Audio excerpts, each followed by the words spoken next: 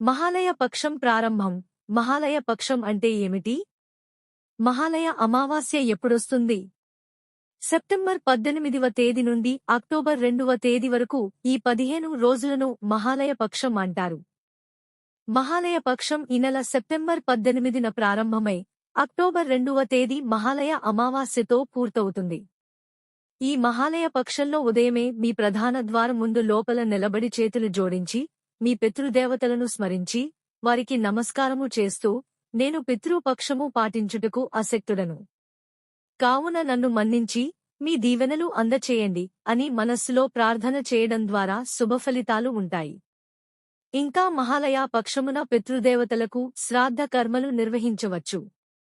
భాద్రపద మాసంలోని శుక్లపక్షం దేవతాపూజలకు ఎంత విశిష్టమైనదో బహుళపక్షం పితృదేవతాపూజలకు అంత శ్రేష్టమైనది.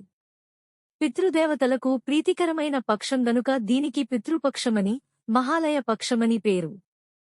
ఈ పక్షం ముగిసే వరకు ప్రతిరోజూ పితృదేవతలకు తర్పణ, శ్రాద్ధ విధులను నిర్వహించాలి. కుదరని పక్షంలో తమ పితృదేవతలు ఏ తిథినాడు మృతి చెందారో ఈ పక్షంలో వచ్చే అదే తిథినాడు శ్రాద్ధం నిర్వర్తించాలి.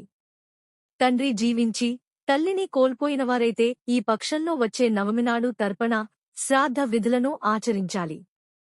తల్లి తండ్రి ఇద్దరూ లేనివారు ఈ పక్షాన తప్పక పితృకర్మలు చేయాలి.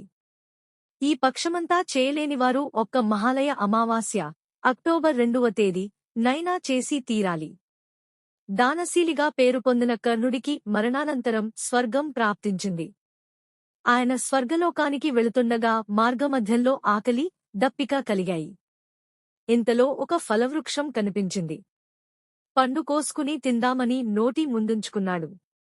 ఆశ్చర్యం! ఆ పండు కాస్త బంగారపు ముద్దగా మారిపోయింది.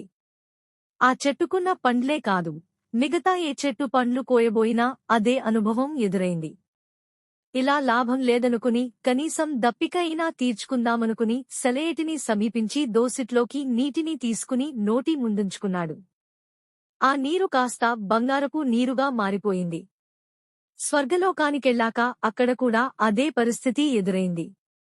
దాంతో కర్ణుడు తాను చేసిన తప్పిదమేమిటి, తనకిలా ఎందుకు జరుగుతున్నదని వాపోతుండగా, కర్ణ! నీవు దానశీలిగా పేరు పొందావు. చేతికి ఎముక లేకుండా దానాలు చేశావు. అయితే ఆ దానాలన్నీ బంగారం, వెండి, డబ్బు రూపేణా చేశావుగాని కనీసం ఒక్కరికి కూడా అన్నం పెట్టి ఆకలి తీర్చలేదు. అందుకే నీకీ దుస్థితి ప్రాప్తించింది అని అశరీరవాణి పలుకులు వినిపించాయి. కర్ణుడు తన తండ్రి అయిన సూర్యదేవుని వద్దకెళ్లి పరిపరి విధాల ప్రాధేయపడగా ఆయన కోరిక మేరకు దేవరాజైన ఇంద్రుడు కర్ణునికి ఒక అపురూపమైన అవకాశమిచ్చాడు.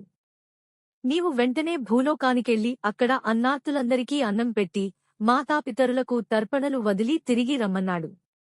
ఆ సూచన మేరకు కర్ణుడు భాద్రపద బహుళ పాడ్యమి నాడు భూలోకానికి చేరాడు. అక్కడ పేదలు, బంధుమిత్రులు అందరికీ అన్నసంతర్పణ చేశాడు. పితరులకు తర్పణలు వదిలాడు. తిరిగి అమావాస్యనాడు స్వర్గానికెళ్లాడు. ఎప్పుడైతే కర్ణుడు అన్న సంతర్పణలు, పితృతర్పణలు చేశాడో అప్పుడే ఆయనకు కడుపు నిండిపోయింది, ఆకలి తీరింది. కర్ణుడు భూలోకంలో గడిపి తిరిగి స్వర్గానికెళ్లిన ఈ పక్షం రోజులకే మహాలయ పక్షమని పేరు. ఈ మహాలయ పక్షములో చివరి రోజే మహాలయ అమావాస్యగా పిలుస్తారు. కావున ప్రతి ఒక్కరు కులాలకు, మతాలకు అతీతంగా మీ కుటుంబంలో, స్నేహితుల్లో, గురువుల్లో మరణించిన మీ పితృదేవతలకు తిల శ్రాద్ధం కాని, అన్న శ్రాద్ధం కాని సమర్పించి వారి అనుగ్రహం పొంది మీ వంశాభివృద్ధికి వారి ఆశీస్సులు పొందగలరు. సర్వం శ్రీకృష్ణార్పణమస్తు. మీకు మా ఛానల్ నచ్చితే లైక్ చేయండి మరియు సబ్స్క్రైబ్ చేయండి.